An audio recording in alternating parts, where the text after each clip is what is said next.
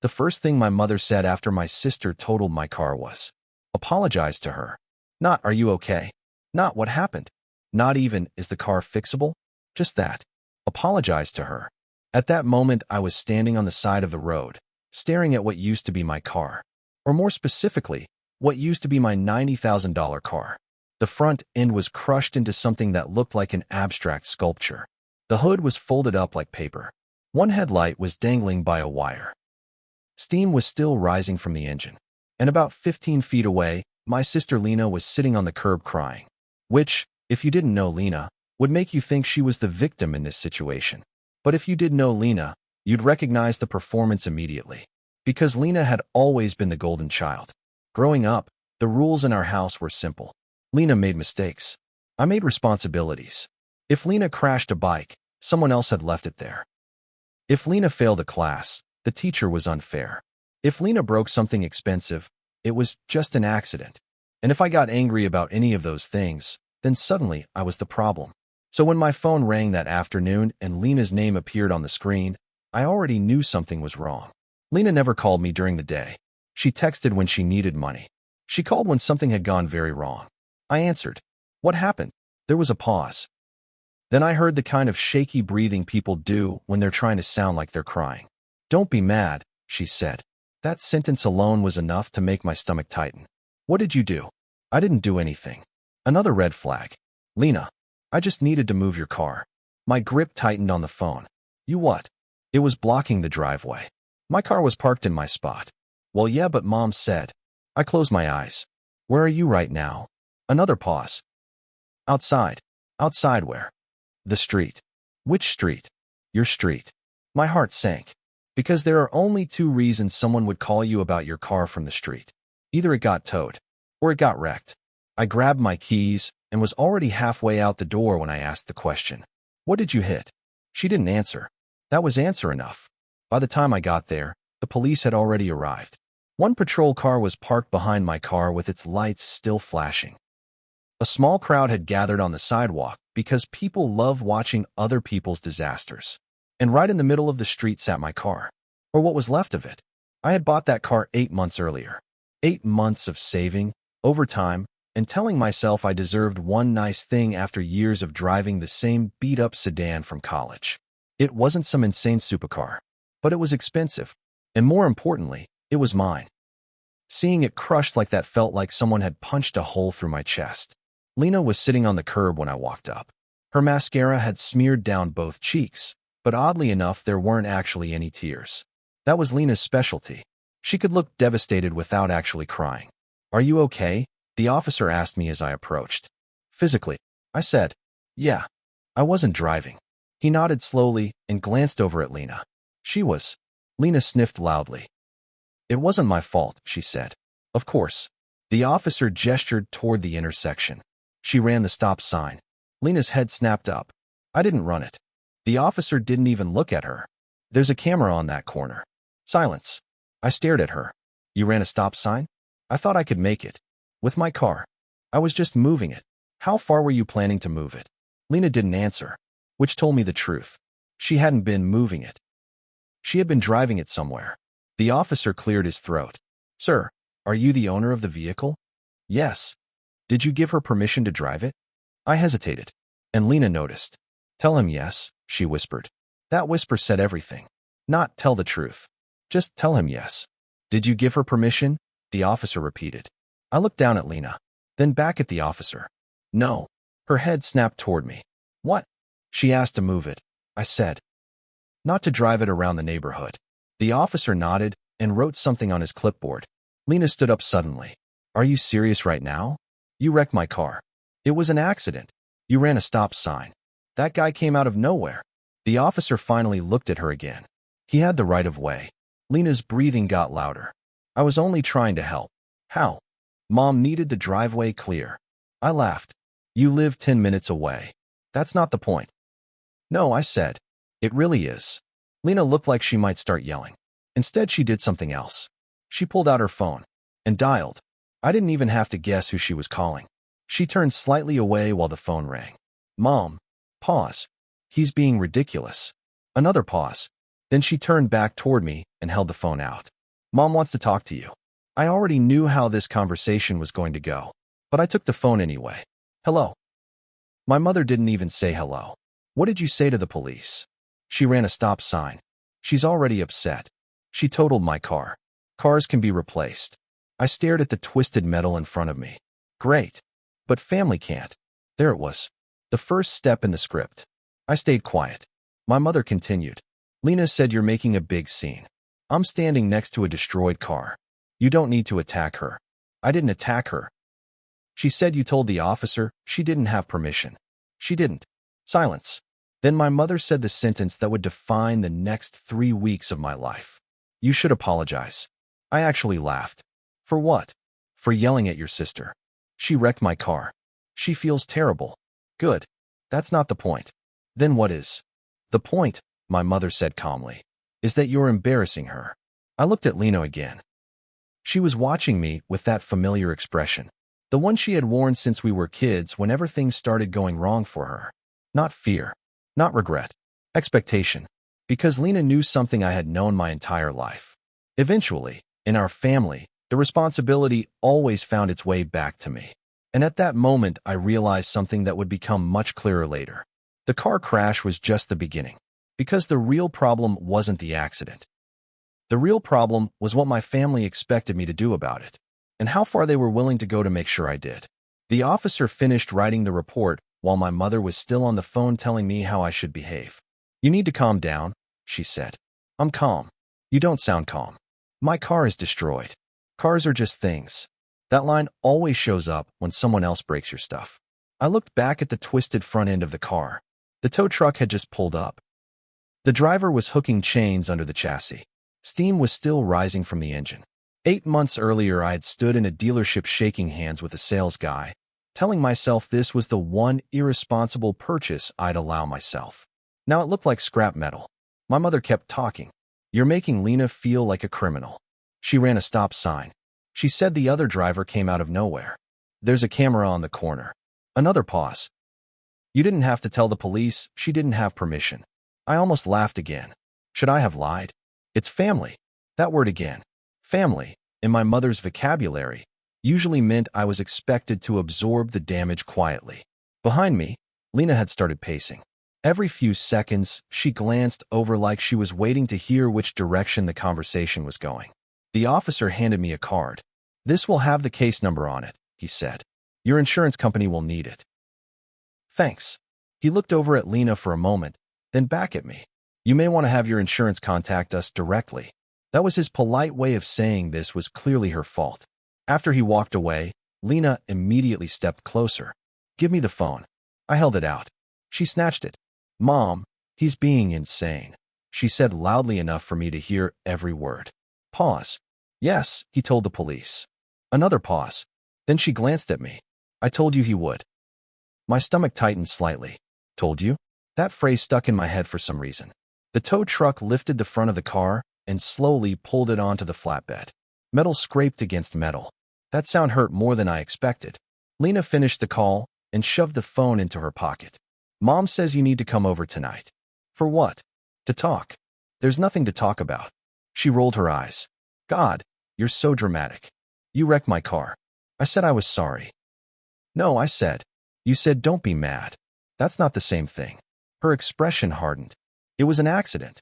You ran a stop sign. You keep saying that like it matters. It does matter. Why? Because you didn't just dent a fender. Because you didn't just scratch the paint. Because the entire front end of the car looked like it had been folded by a hydraulic press.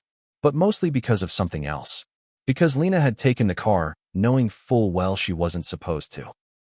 And now she was acting like the entire situation was just unfortunate timing. Where were you going? I asked. She froze.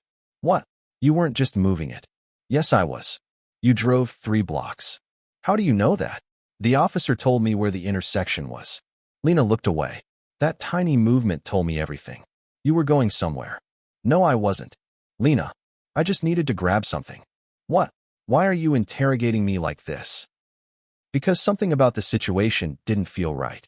If she had truly just been moving the car a few feet, the crash would have happened right outside my building. Instead, she had made it several blocks away, which meant she had planned to drive somewhere. And judging by the way she was avoiding eye contact, she knew I had figured that out. The tow truck driver climbed down from the cab. "Where do you want it taken?" he asked. I gave him the address of the body shop my insurance usually used. He nodded and climbed back in. The truck pulled away slowly with my car on the back. For a moment, I just stood there watching it disappear down the street. Then Lena said something that made the entire situation worse. "You're overreacting." I turned back toward her. "Overreacting? It's just a car that I paid for. You have money." I blinked. "What does that mean?" "You're doing fine." I stared at her for a few seconds. Then I realized something. She actually believed that. In her mind, the accident wasn't that serious because I could afford to fix it, which was exactly how things had always worked in our family. If Lena caused a problem, someone else absorbed the consequences. Usually me. She crossed her arms. "So are you coming to Mom and Dad's tonight or not?" "No." Her eyebrows shot up. "What? I'm not coming.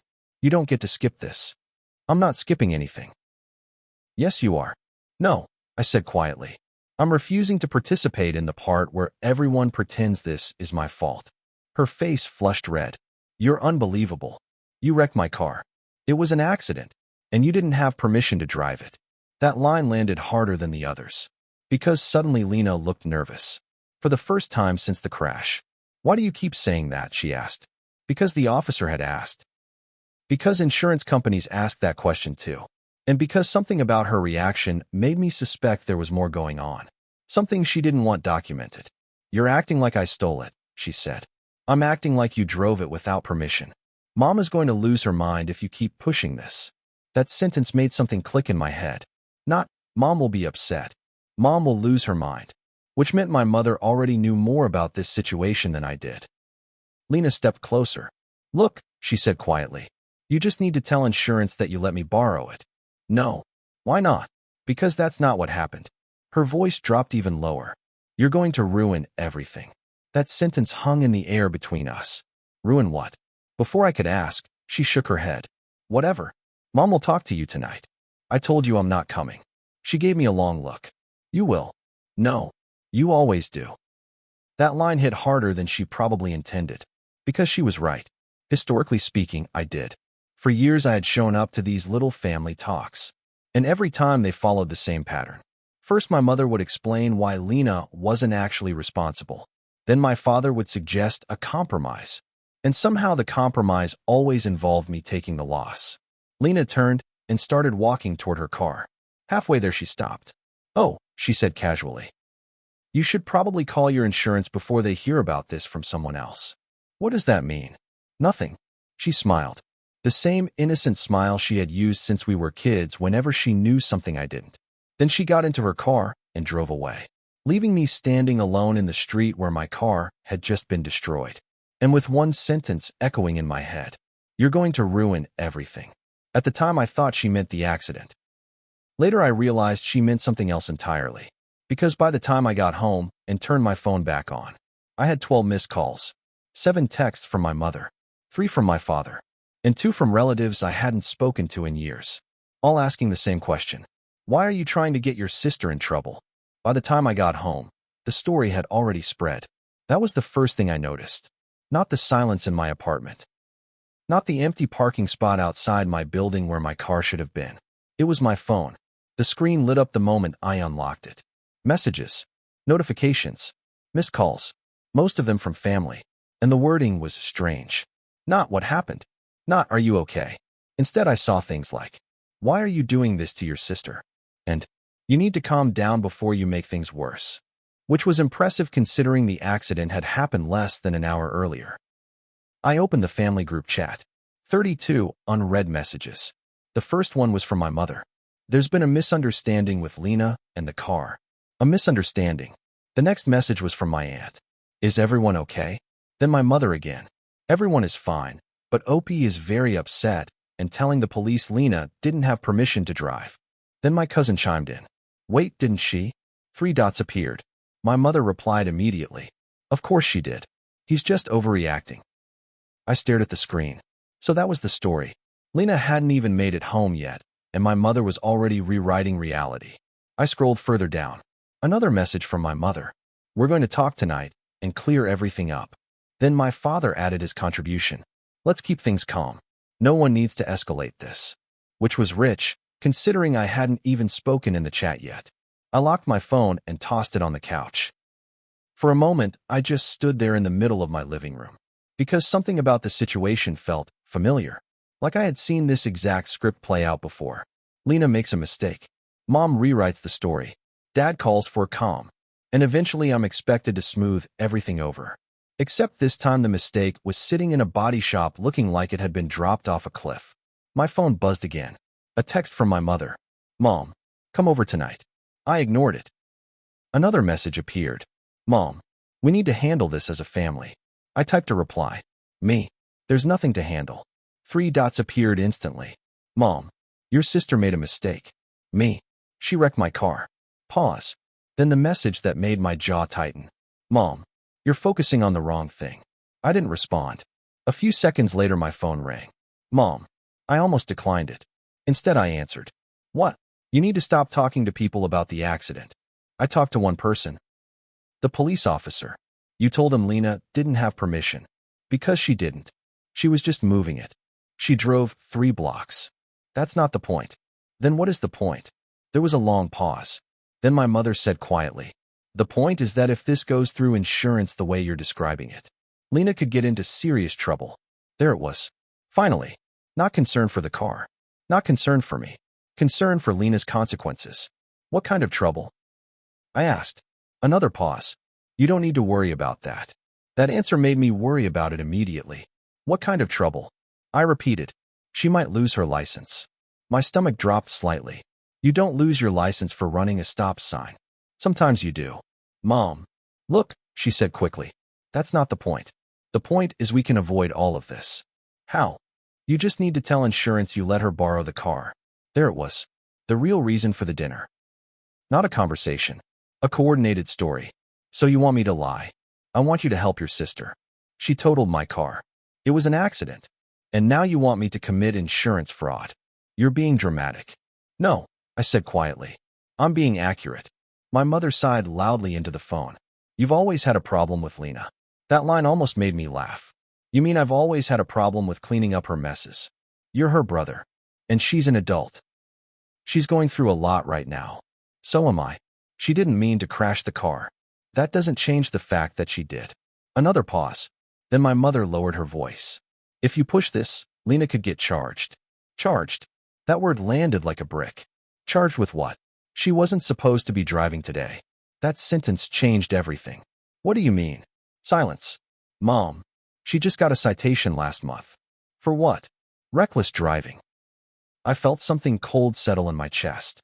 So she's already on probation. It's not probation. Then what is it? She just can't afford another incident right now.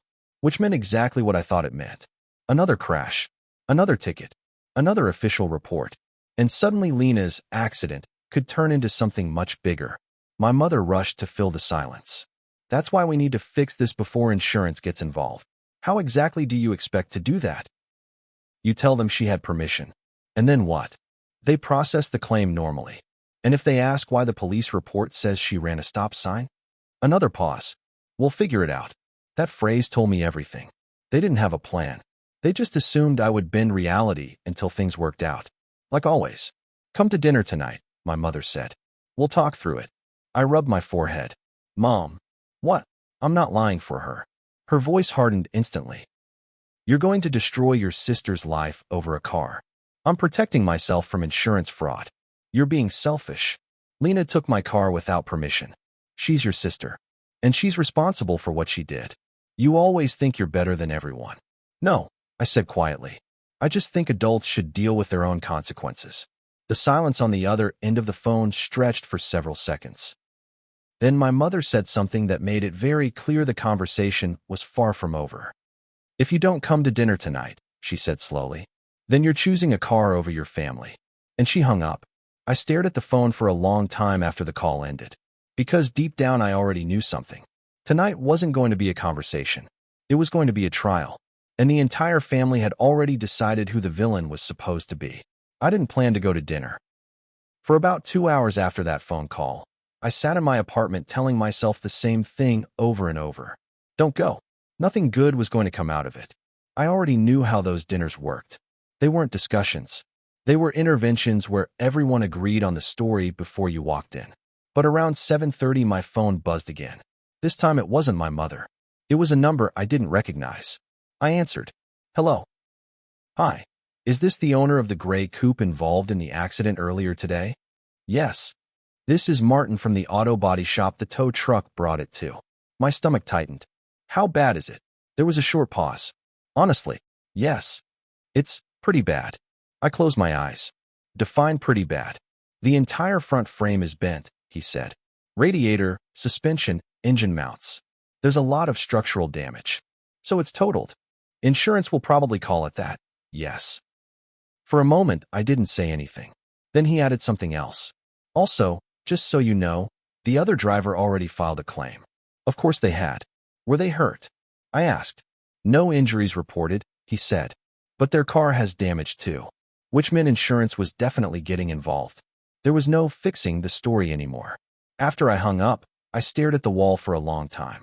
Then I grabbed my keys. If my family wanted a conversation, they were going to get one. Just not the one they expected. My parents' house was already full when I arrived. I could see cars lining the street. Not just my parents. My aunt's car. My cousin's truck. Even my uncle's old SUV. Perfect. Apparently, this wasn't dinner. It was a jury. I walked inside. The moment I stepped into the living room, the conversation stopped. Every single person looked at me.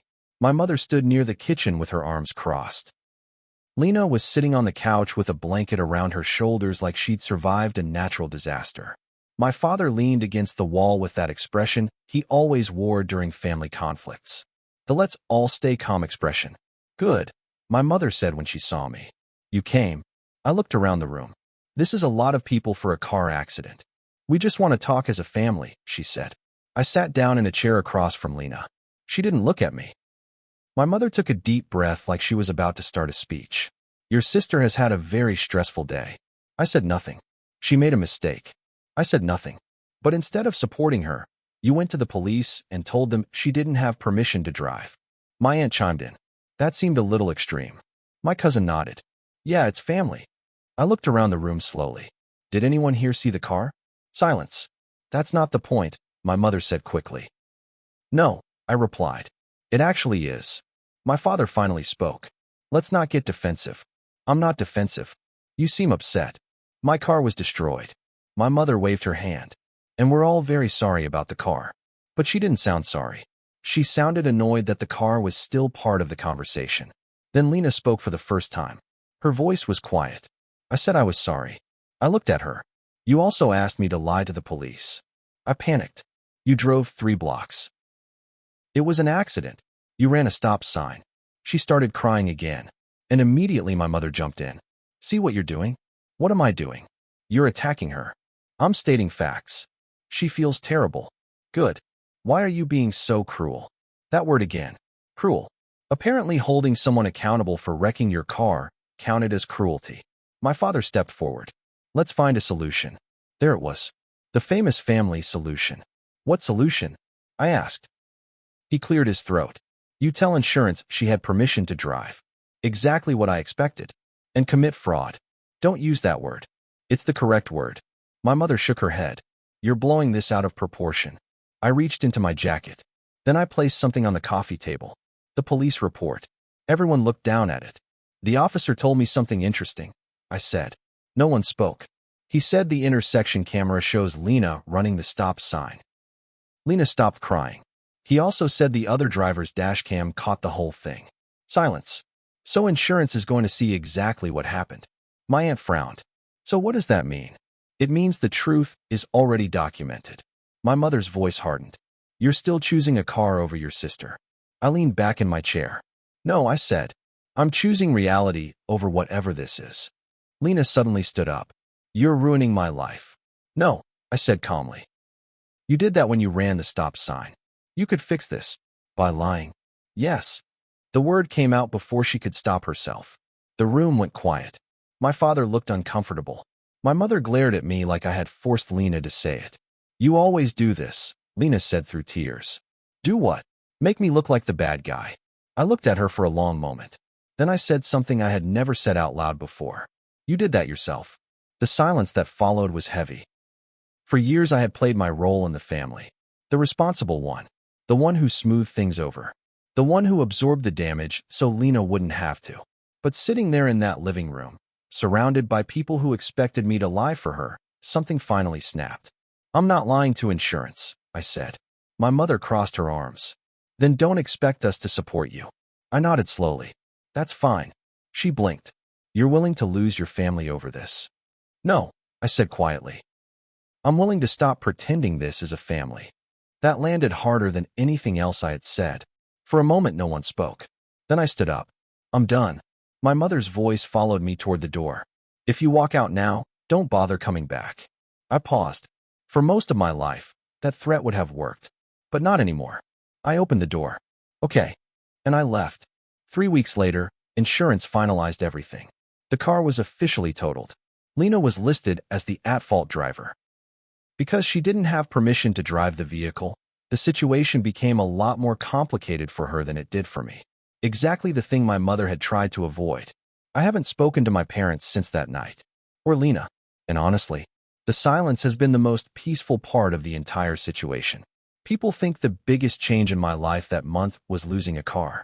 It wasn't. The biggest change was realizing something I should have understood years earlier. The accident didn't destroy my family. It just revealed what was already broken.